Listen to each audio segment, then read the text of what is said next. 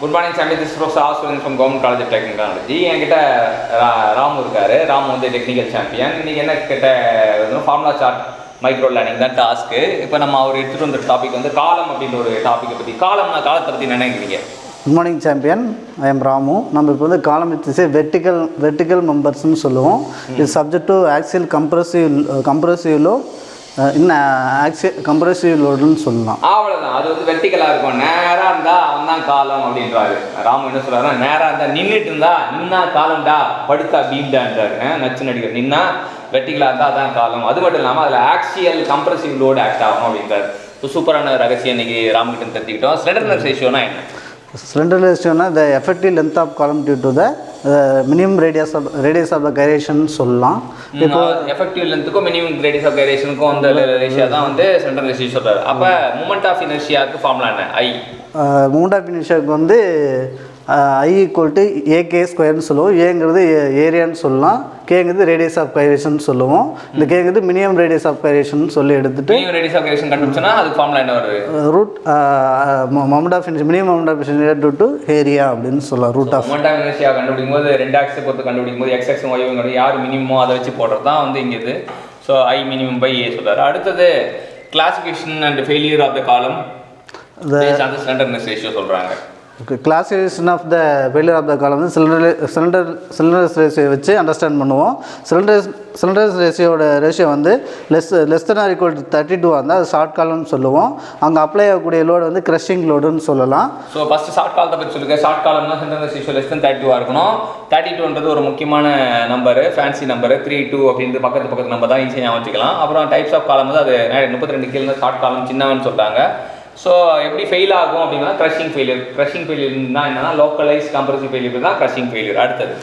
அடுத்தது cylinders ratio வந்து 32 to 120 வரல இருந்தால் அது இன்டர்மீடியட் காலம்னு சொல்லலாம். இது combined crushing load and buckling லோடுன்னு சொல்லுவோம். ஸோ வந்து 32 வந்து இருந்தால் அது வந்து இன்டர்மீடியட் காலம் சொல்லுவாங்க. Combined crushing and buckling failure நடக்கும் அப்படின்னு தெரிஞ்சுக்கலாம். அடுத்தது கிரேட்டர் தென் 120. அது கிரேட்டர் தென் 120 தான் லாங் காலம் சொல்லி ஆக்ட் வந்து பக்லிங் லோடுனால ஃபெயிலியர் ஆகும்னு சொல்லலாம். ஆமாம், பக்லிங் லோடுனால ஃபெயிலியர் ஆகும்னு சொல்கிறோம். அடுத்தது கிரிட்டிக்கல் லோடோட ஃபார்முலா. கிரிட்டிக்கல் லோடோட formula pi square EI divide by L ஸ்கொயர்னு சொல்லுவோம். எல்லுங்கிறது எஃபெக்டிவ் லென்த்துன்னு சொல்லலாம். ஐ மினிமம் மொமெண்ட் ஆஃப் இனர்ஷியன், ஐ மினிமம் மொமெண்ட் ஆஃப் இனர்ஷியன் சொல்லலாம். அப்புறம் pi square EI by L square தான் வந்து இது. எல்ன்றது எஃபெக்டிவ் லென்த். நம்ம சில புக்கில் கேபிட்டல் L யூஸ் பண்ணுவாங்க, சில புக்கில் வந்து L(C)ன்னு யூஸ் பண்ணுவாங்க. ரெண்டுமே எஃபெக்டிவ் லென்த் அப்படின்னு ஞாபகம் வச்சுட்டா போதும். இங்கே யூஸ் பண்ணுறது வந்து மினிமம் மொமெண்ட் ஆஃப் இனர்ஷியா அப்படின்னா அப்போ மட்டும் ஞாபகம் வச்சோன்னா EIனா ஃப்ளெக்சிபிலிட்டி, அது பை ஸ்கொயரோட EI வரும் அப்படின்னு தெரியும். அப்போ பை வந்து ஸ்கொயராக வரும்ன்றது நம்ம ஞாபகம் வச்சுக்கணும். எப்படி ஞாபகம் வச்சுக்கணும்? I பை E பை அப்படின்னு ஞாபகம் வச்சுக்கணும். I பை E பை அப்படின்னா I கிட்ட ஒரு பை கொடுக்குறோம், E கிட்ட ஒரு பை கொடுக்குறோம். ஐடா நான், ஈனா அவர், என்கிட்ட ஒரு பை, அவர்கிட்ட ஒரு by. I by E by அப்படின்னு சொல்லிட்டு ஞாபகம் வச்சுக்கணும். ஒரு பை L ஸ்கொயர் வேணும். மேலே பை ஸ்கொயர் இருக்கணும், கீழே 2 பையில் 2 எல்லை போட்டோம் அப்படின்னு ஞாபகம் வச்சுக்கணும். 2 பையும் திறந்து 2 பைக்குள்ளே எல்லாம் போட்டோம் ஞாபகம். அப்போ ஃபார்ம் வந்து ஈஸியாக வச்சுக்கணும். Pi square EI by L square.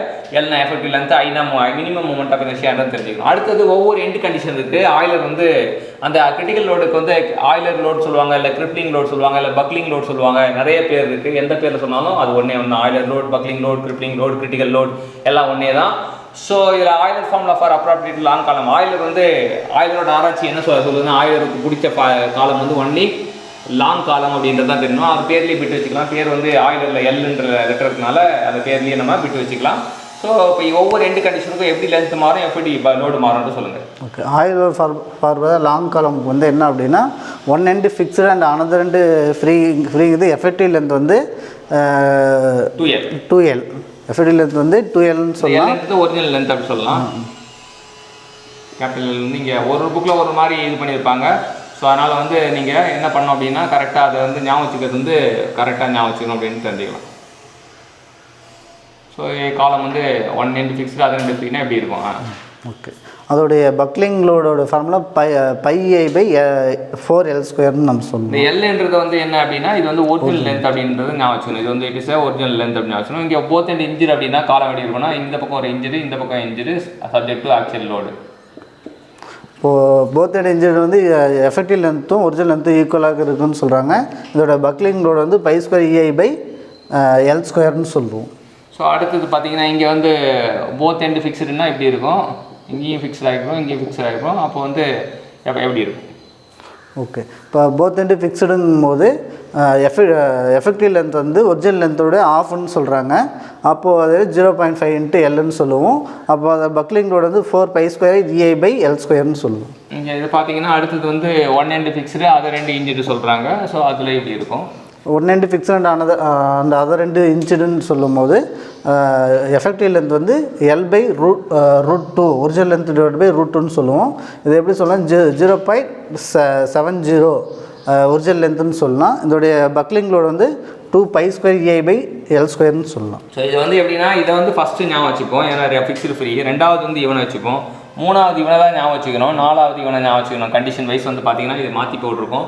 அப்படி வரிசை ஞாபகம் என்ன இதுனா, லோட் கேரிங் கெப்பாசிட்டியை பார்க்கும்போது இது 1/4 டைம்ஸ் தாங்குவான். இவன் வந்து 1 டைம், இவன் வந்து 4 டைம், இவன் வந்து 2 டைம்ஸ். இந்த 4ஆல் டினாமினேட்டரில் பெருக்கணும்னா இது 1 டைம், இது 4 டைம், இது 16 டைம், இது 8 டைம். அதிகமாக லோடை கேரி பண்ணுறவன் யாருன்னு கேட்பாங்க. அதிகமாக லோடு கேரி பண்ணுறவன் வந்து யார் அப்படின்னா, அதிகமாக லோடு கேரி பண்ணுறோம் ஃபிக்ஸ்டு போத் எண்டு ஃபிக்ஸ்டு தான் வந்து இவன் தான் வந்து இதுலேயே ரொம்ப அதிகமாக கேரி பண்ணுறவன். இவன் வந்து 16 மடங்கு கேரி பண்ணுறான் அப்படின்னு வச்சுக்கலாம்.